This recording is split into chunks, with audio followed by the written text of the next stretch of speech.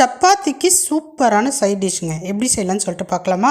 Stove on பண்ணி pan வச்சுக்கோங்க. நல்லா தாராளமாக எண்ணெய் விட்டுக்குங்க. எண்ணெய் காய்ந்த பிறகு கடுகு பொரிய விட்டுக்குங்க. சோம்பு சீரகமும் சேர்த்து பொரிய விட்டுக்குங்க. வெங்காயம் சேர்த்துக்குங்க. கருவேப்பிலை சேர்த்துக்குங்க. கூடவே பச்சை மிளகாய் சேர்த்து நல்லா வதக்கிட்டு தக்காளியை சேர்த்துக்குங்க.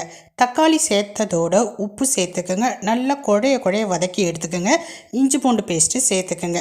நல்லா வதக்கிட்டு கொஞ்சமாக மஞ்சத்தூள், கொஞ்சமாக கரம் மசாலா, கொஞ்சமாக தனி மிளகாய்த்தூள், காரத்துக்கு குழம்பு மிளகாய்த்தூள் எல்லாம் சேர்த்து நல்லா வதக்குங்க. எண்ணெய் பிரிஞ்சு வரணும், வாசனையும் கமகமன்னு வரணும். வந்த பிறகு ஒரு 5 நிமிஷத்துக்கு தட்டு போட்டு மூடி விட்டுடுங்க. தண்ணியே சேர்க்கக்கூடாது. இப்போ ஓப்பன் பண்ணிங்கன்னா எண்ணெய் மேலாக்க மிதக்கும், வாசனையும் கமகமகமன்னு வரும். இப்போ எடுத்து வச்சுருக்க முட்டையை உடச்சி ஊற்றி 2த்தையும் சேர்த்து கலர்னிங்கன்னா சூப்பரான பொடி மாஸ் ரெடி. இது சப்பாத்திக்கு அவ்வளோ சூப்பராக இருக்கும்.